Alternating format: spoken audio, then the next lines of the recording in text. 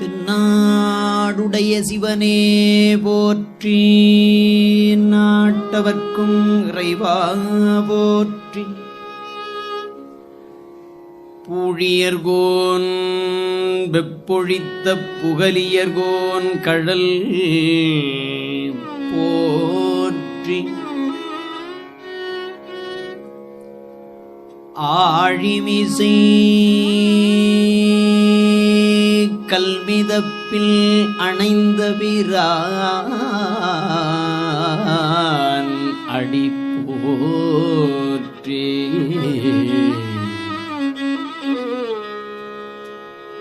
வாழி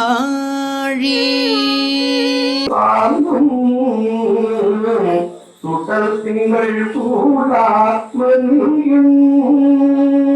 வண்ண உடே உடலும் வளரும் பவன இடமும் அண்ணல் அரக்கனும்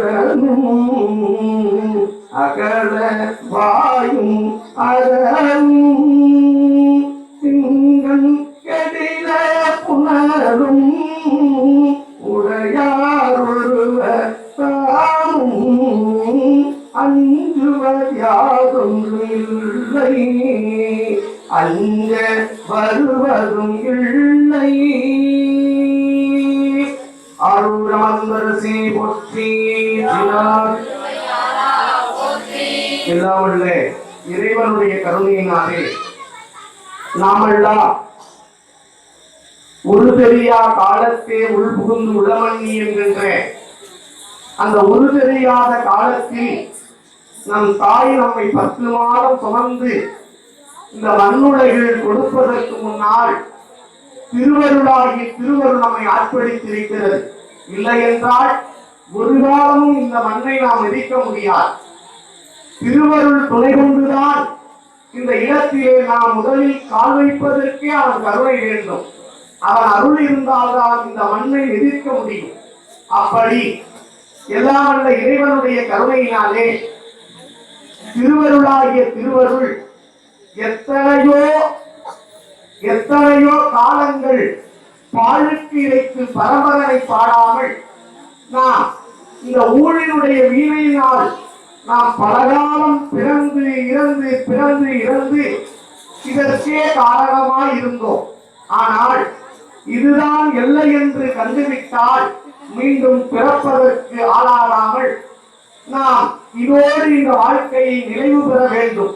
அந்த நிலையிலே எல்லாம் வல்ல இறைவனுடைய கருணையினால் அடியாருடைய உள்ளத்தில் இருக்கக்கூடிய அன்பினை எப்படி பெற முடியும் என்று ஞானசம்பந்த பெருமான் திரு ஐயாற்றிலே வருகிற பொழுது அலமந்தி என்று சொல்கிறார்.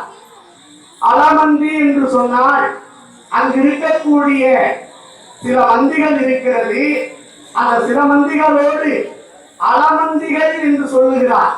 பல மந்திகள் இருந்தாலும் சில மந்திகளோடு அந்த அலமந்திகள் வருகிற பொழுது அங்கு ஆட்டமாடவும் பாட்டு பாடவும் கேட்கின்ற அந்த ஓசைகளை கண்டு அது தானாகவே மரத்தை உலுக்கி ஆடுகிறதா. அலமந்தி வருகின்ற பொழுது என்று சொல்கிறார். ஏனென்றால் இந்த உலகத்தில் ஒவ்வொரு கோயில்களிலும் இல்லாத சிறப்பு நமது திருவையாறிலே இருக்கிறது. ஏன்னா கைலாயம் என்று சொல்லக்கூடிய கைலாயம் தானே இறைவன் காட்டிய இடம். தென் கைலாயம் என்று இறைவனே சொல்லுகின்ற இடம் அந்த திருவையாறு. திருவையாறு தான் அந்த அப்பருக்கு கைலாய காட்சியை கொடுப்பதற்கு இறைவனே அங்கு வந்து அருள் செய்கிறார். அந்த அருள் செய்தது மன்னமாக இதுதான் தென் கைலாயம். அங்கு வட கைலாயம் செல்லக்கூடியவர்கள் வாய்ப்பு இருந்தால் செல்லலாம்.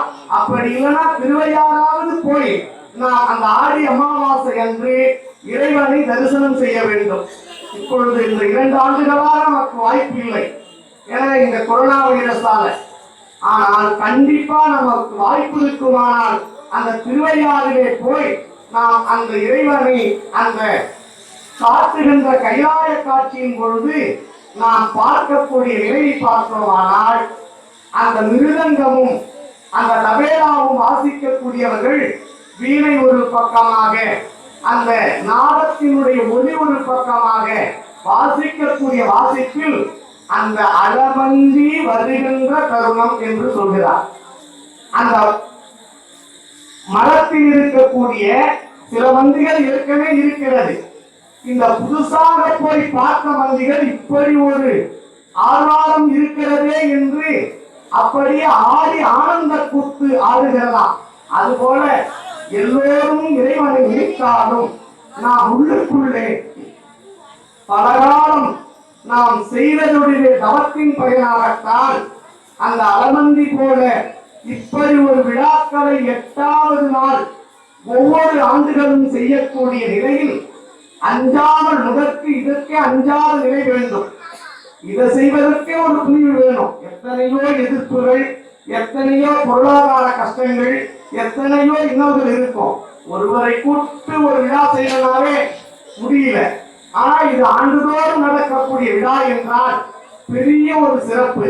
அந்த சிறப்பில் இறைவன் கருணையினோடு இதெல்லாம் எதுக்காக செய்யறாங்க அப்படின்னா, பல மந்திகள் அங்கு இருந்தாலும், அங்கு சில மந்திகள் இருந்தாலும் ஐயாத்தில் பெருமானை கண்டு அந்த ஆனந்தத்தில் கிடைப்பது போல ஒவ்வொருவராக வந்து இறைவனுடைய கருணையை ஒன்றர கலக்க வேண்டும் என்பதை இதை பெரியோர்கள் இங்கு காட்டி வைத்து ஒவ்வொரு நாளாக அடியார்களை நமக்கு ஈற்றி இங்கு யாருக்கும் நீங்கள் அஞ்சுவது ஒன்றும் வேண்டாம், அஞ்சுவதும் யார் ஒன்று வேண்டாம், நீங்கள் சிவத்தை சிந்திப்பீர்களானால் அவமானது நம்மை விட்டு நீங்கி சிவசிந்தனையில் இருப்பீர்களானால் அல்லனை நீங்கி நல்லனை தந்து அருள்வார் என்பதைத்தான் உங்களுக்கு காட்டுகின்றார்கள்.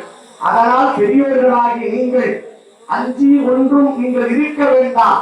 இனிகாலம் எல்லாம் இறைவன் நம்முடைய ஞான சித்த காலமாக இருப்பதினாலே வாழ்க்கையில் ஒவ்வொரு காலமும் எட்டாத படிநிலையை நீங்கள் எட்டி பார்க்கக்கூடிய நிலை நம்மளுடைய இந்து தர்மங்கள், சைவ சமயங்கள் தான் சொல்கிறது.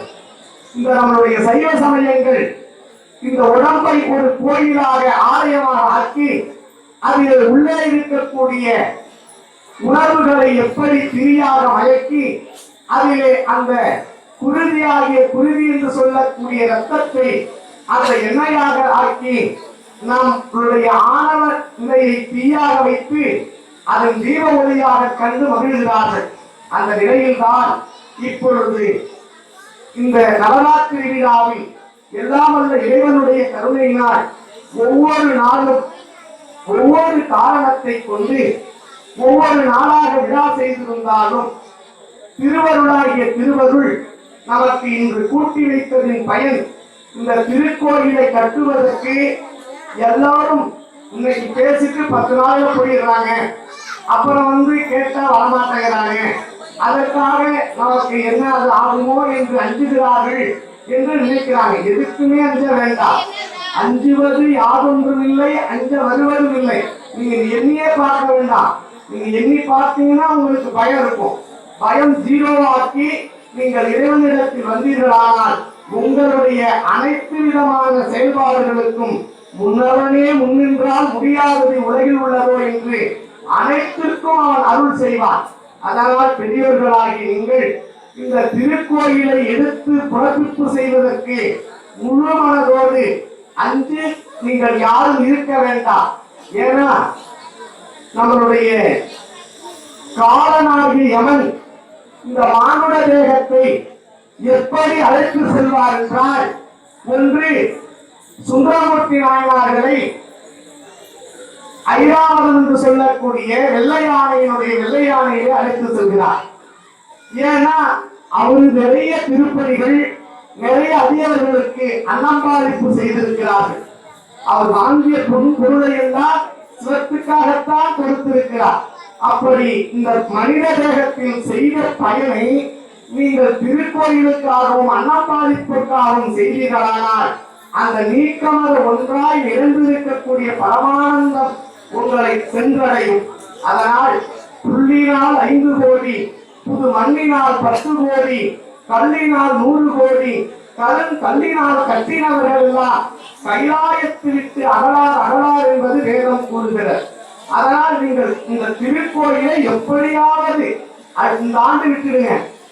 இந்த 2021 2022 கால்கோள் விழா போட்டு கண்டிப்பா இந்த திருக்கோயிலை பெருமனதோடு செய்ய வேண்டும். எல்லோரும் கருவறை, அர்த்த மண்டபம், மகா மண்டபம், அலங்கார மண்டபம், விமானங்கள் மற்றும் பரிவார தெய்வங்கள், அதுபோன்று ராஜகோபுரங்கள், முதலிலே இதற்கு வாயில்படி, இது வாயில்படி அந்த ரோட்ல இருந்து வர மாதிரி இறைவன் கூட்டி வைக்கணும்.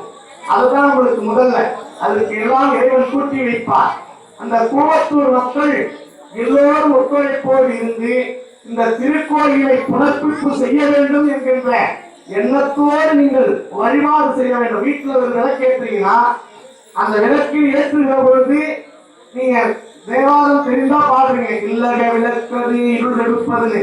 அப்ப நீங்க சொல்லுகிற பொழுதே காசி விஸ்வநாதரும் விசாலாட்சிக்கும் திருக்கோயில் அமைப்பதற்காக இந்த விளக்கினை ஏற்றுகின்றோம் என்று நீங்கள் ஏற்றணும். அந்த விளக்கு கண்டிப்பாக ஒளிப்பெருக்கும். நீங்கள் இந்த திருக்கோயில் அமைத்துவிடும். யாருடைய உள்ளத்திலோ போய் கண்டிப்பாக இந்த திருக்கோயில் அமைப்பதற்கு இறைவன் அருள் செய்வார். அந்த நிலையிலே எல்லாருடைய இறைவனுடைய கருணையினால் இந்த திருக்கோயில் அமைவதற்கு பலருடைய ஒத்துழைப்பு இருந்தாலும் நம்மளுடைய பாண்டிச்சேரி மண்ணிலே, புதுச்சேரி மண்ணிலே நமது கபிலன் ஐயா ஆண்டுதோறும் நிறைய கோயில்கள் செய்கிறாங்க. ஆனா இந்த கோயிலுக்கு பலருடைய உதவியை ஈட்டி தரக்கூடிய நிலையை வைத்திருக்கிறார்கள். அவரோடு நாங்கள் அதுபோல நமது தூங்கான மாடத்து சுடற்கோயில்நாத பெருமானுடைய கருணை பெற்ற நமது ஏழுமலை அவர்கள் பலருடன் பலர் உதவியினால் செய்து இந்த திருக்கோயிலை மிக விரைவிலே கட்ட வேண்டும். ஏன்னா நம்ம வீடு இப்படி ஒழுங்கிட்டு இருந்தா, இப்படி இடிந்திருந்தா விட்டுருப்போமா? நம்ம வீடு கட்டுறதுனா இப்படி விட்டுருப்போமா? நினைச்சு பாரு. கோயில் இல்லாத ஊரில் குடியிருக்க வேண்டாம் சொல்றாங்க. என்னப்பா லாஸ்ட் ஆசை, உனக்கு என்ன இறக்க போற, உனக்கு என்ன ஆசைன்னு கேட்கணுமே. அப்பதான் சொல்றாரு, நான் எப்பொழுதும் அனுதினமும் நான் என்னுடைய உடம்பில் இருந்து என் மூச்சு போனாலும் கூட நான் எப்பொழுதும் என் பெருமானை நான் வணங்கி கொண்டிருக்க வேண்டும் என்று அந்த மருது சகோதரர்கள் சொல்றார். மருது சகோதரர்கள் சொல்றாங்க. அப்படி அவன் பிரமிச்சுட்டான், என்ன அப்படின்னு. உடனே அதற்கு முன்னாடி இப்பயும் போனீங்கன்னா தெரியும், 2 சிலை கும்பிடுற மாதிரி இருக்குங்க. அதை போய் பாருங்க. அதுக்கு கீழே வரிகள் எழுதிருக்குது. என்னன்னா, இந்த கல்லுக்கும் கல்லுக்கும் இடையே விழக்கூடிய காரைகள் விடுமானால், அதான் சிமெண்ட்னு சொல்றோம் இல்லைங்களா, அந்த சிமெண்ட் கலவை விடுமானால் அந்த கலவையை யார் எடுத்து பூச வேண்டும் என்று நினைக்கிறார்களோ அவர்களுக்கு என் வழி வழி அடிமை.